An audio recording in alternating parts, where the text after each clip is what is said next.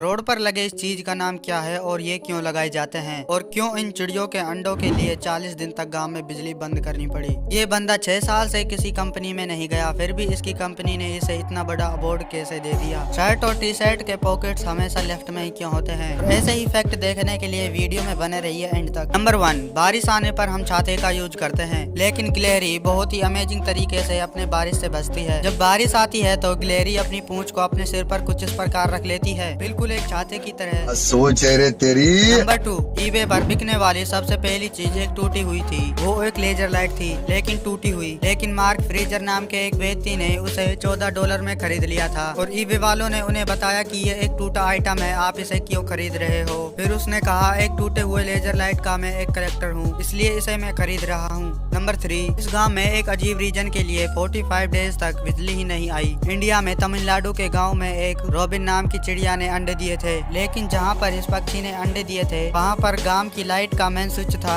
और उसे चालू करने पर पूरे गांव में लाइट आ जाती है। लेकिन अगर उस स्ट्रीट लाइट को चालू किया जाता तो अंडों को बहुत बड़ा नुकसान हो सकता था। इसीलिए गांव के सभी व्यक्तियों ने सलाह मिलाई कि जब तक अंडों से बच्चे न निकल जाते तब तक स्विच को ऑन नहीं करेंगे। और अंडों से बच्चे निकलने में 45 दिन का समय लगा और उसी दौरान गाँव में 45 दिन तक लाइट नहीं आई। तो राम निकला रे, देव मानुस निकला। नंबर 4, रसिया के लोग ट्रैफिक से निकलने के लिए एम्बुलेंस का प्रयोग करते हैं। आप लोगों को पता होगा, ट्रैफिक से निकलने के लिए एम्बुलेंस को रास्ता दिया जाता है। रसिया के अमीर लोग ट्रैफिक से निकलने के लिए एम्बुलेंस का कई बार यूज करते हैं। इस एम्बुलेंस का चार्ज लगभग $200 पर घंटा है और यह एम्बुलेंस काफी लग्जरी भी होती है, क्योंकि 14,000 रुपए भी तो दिए हैं। इस एम्बुलेंस का काम होता है ट्रैफिक से निकालना और उनकी लोकेशन तक पहुँचाना।